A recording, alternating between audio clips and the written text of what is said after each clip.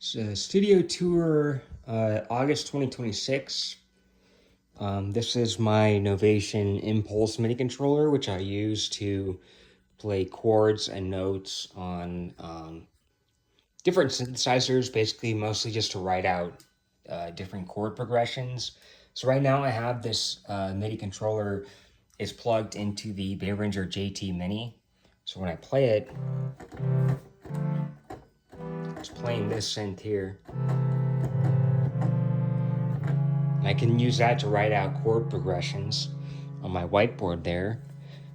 Here's my tin whistle, which I've actually been practicing a lot recently. I've been recording a whole lot of techno tracks recently, but I've been doing a lot of practice with my tin whistle. That is, of course, a guitar, acoustic guitar, USB microphone. That one's a condenser microphone.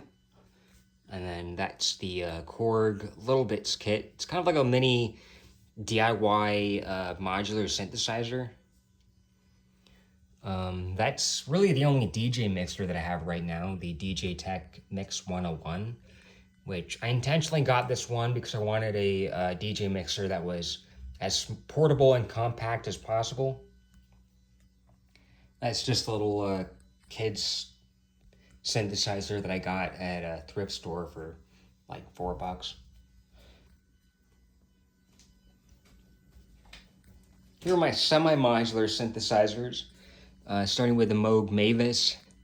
This one's an analog drone synthesizer from Stylophone, and so I can take random outputs, stick them into random inputs, and just make different patches. I can use patch points also from the Arteria Microbrute, which is, of course, an analog monophonic synthesizer, but it also has a mini patch bay there. And then the Moog Subharmonicon, which I got because I wanted to be able to make polyrhythms, so I can patch points into there. Here's my Roland TR6S drum machine. It has a lot of different drum kits and drum samples already loaded on there. Right now, it's plugged into there. So I have like a whole MIDI daisy chain starting from the Roland TR6S drum machine into Behringer MS1 is the next instrument in the daisy chain, which of course is a clone of the Roland SH101.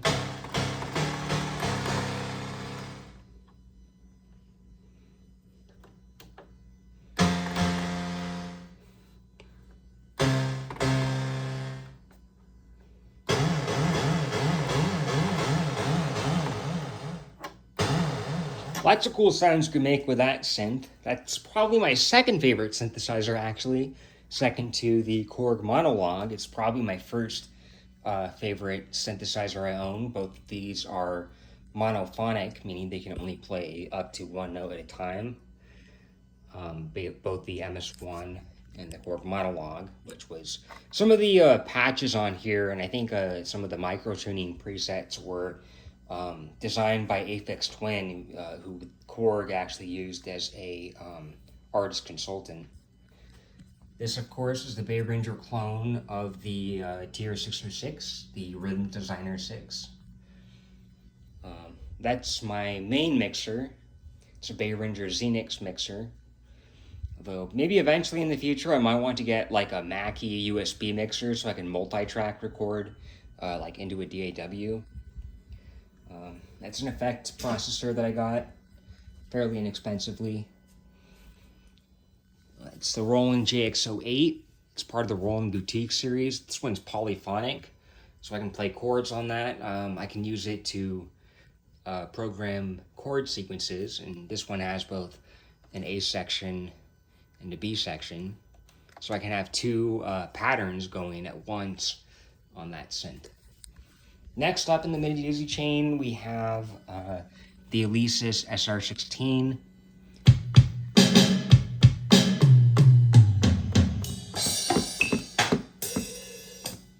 I like that drum machine because the sounds and the loops are actually recorded from acoustic drum sets.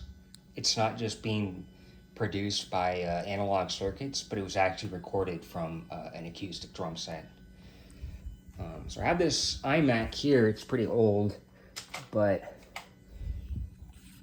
I have a few DAWs on here. Ableton Live 9 Intro, Logic Pro X, Milky Tracker. This is my Novation Circuit Rhythm music sampler that I got fairly recently, which I use to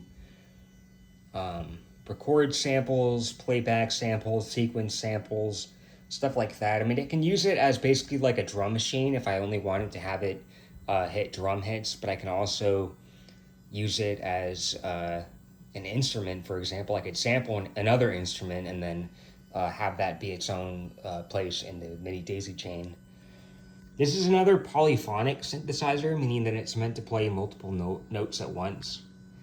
Kind of like the Roland JX08 is also polyphonic. So either that one or this one is what I use when I want to program a chord sequence to play in my track. And then after that in the daisy chain, it goes to the 303 clones that I have here, the Bay Ranger TD3, and then I also have the Donner V1, which are both clones of the TB303.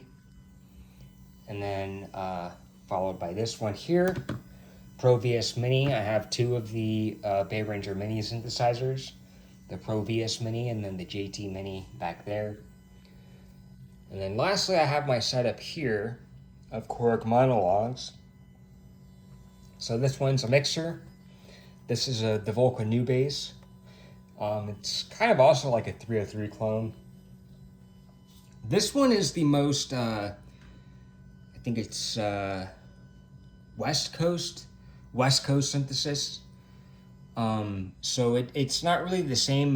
Not really like a subtractive synthesizer. It's more of like an additive synthesizer, where you can take more simple waveforms and basically fold the waves to make something more harmonically complex. And it's semi-modular, so you can use these little patch cables to reroute the signal in the synthesizer.